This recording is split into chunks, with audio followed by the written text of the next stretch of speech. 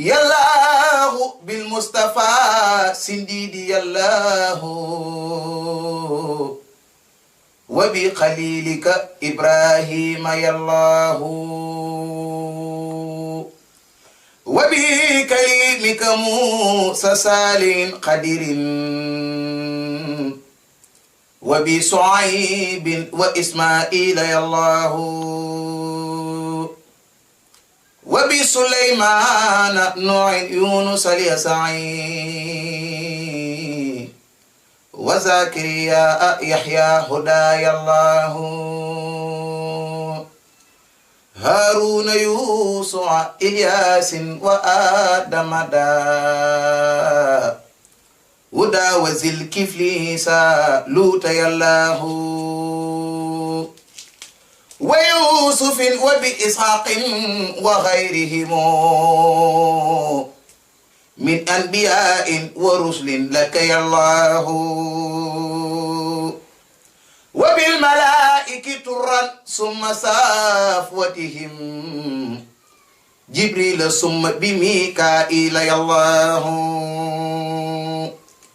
وساقب النفق إسرافيل قابد والقلائق عزرائيل يا الله وبصحابتي ثم الأولياء معا والعاملين من الأخبار يا الله وبصديق وبالفاروق ثم بزي نورين ثم بسبتين يا الله بمالك ذي المزايا سافع أبي حنيفة أحمد المحمود يا الله باللوح والقلم المحفوظ ثم بعر سك العظيم وبالكرسي يا الله وبالقرآن وبالتوريت ثم بما داود جاء به والروح يا الله بلغ صلاتي وتسليمي عليه له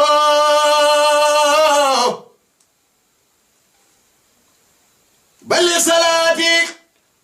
وتسليمي عليه له والآل وصحبه والأزواج يا الله وأسبل لنا علينا ربي عافية وهب لنا قصد في دارين يا الله وافتح لنا كل باب كنت فاتحه لسالخين من الخيرات يا الله واسلك بنا نهج رشد واكفنا زللا واطرد لنا جن والشيطان يا الله وكملا كل ما ننهو ونقصده وهب لنا كل ما نحتار يا الله ورد لنا كل ذي صعب وذي عرم ويسرا كل ذي تعسير يا الله توير لنا عمرنا سائق لنا بدنا وهب لنا رشدا توفيق يا الله ودمرا كل أحداء تدير بنا قبل الوصول لنا يا الله يا الله وكلنا عاصما من كل مهلكة ونجنا من بلاء يا دهر يا الله وآفة هاهة مخصة مقن زلزلة سدة والفقر يا الله إهانة خلة معزلة قلب وفاقة عطس والجوع يا الله وفتنة والوباء والخلق ما خرق والبرق ما ساق والكد يا الله حرر وبرد وناق كربة نقم ضلالة عرج والحم يا الله وهامة وخطايا ضالة زلل والمسق والقذف ثم القذف يا الله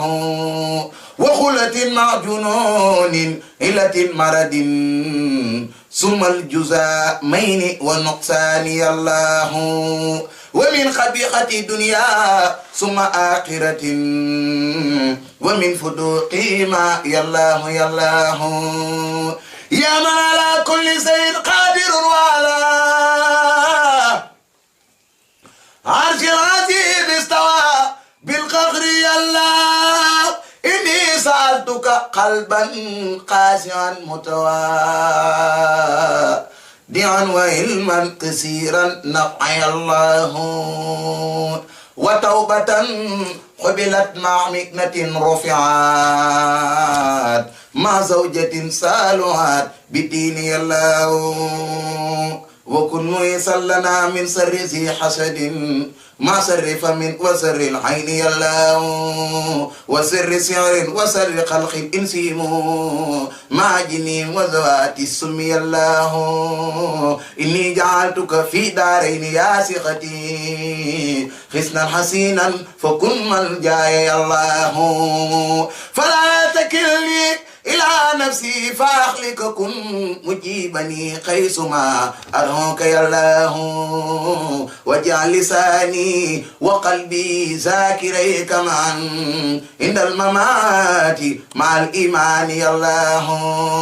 صبر يقيني في قلبي بلا وجل حتى أحب لقاك الحق يا الله ولجعل الموت راقة ومفرقة من كل سر وكرب داق يا الله وفضلي الجسم قيسر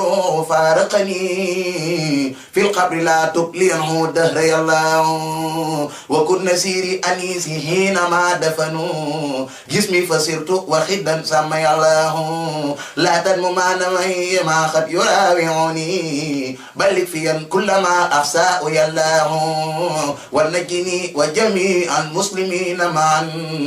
ونجي والدتي آمين يا الله واغفر لنا ولها واستر مائبنا والطف بنا وبها في الحول يا الله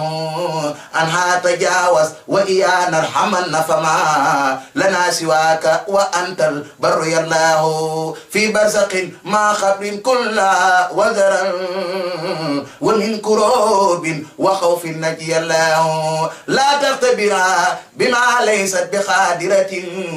ولا تخيب رجاها فيك يا الله واسقنا ما من ماء كوثر من اخترته من جميع الخلق يا الله من كان يرسد ذا خير ويهلك ذا كفر وينصر من يخشاك يا الله محمد مسكي الأخيار قائدنا لجنة القلد يوم الحسر يا الله عليه صل وسلم دائما أبدا ومن قفاه ليوم الدين يا الله سبحان ربك رب العزة عما يصفون وسلام على المرسلين والحمد لله رب العالمين noo ngi ñaanal bu baax Serigne Mountakha Mbacké yàlla na sunu borom yàggal ko fi te may ko ak wér noonu lañ koy ñaanalee Serigne Cheikh Jëmmu Fall xalifatu kullu Baye Fall noo ngi koy ñaanal sunu borom guddal aw fanam lépp lu mu bëgg ci liggéey maamam bi yàlla na ko ànd ak mboolem taalibe yépp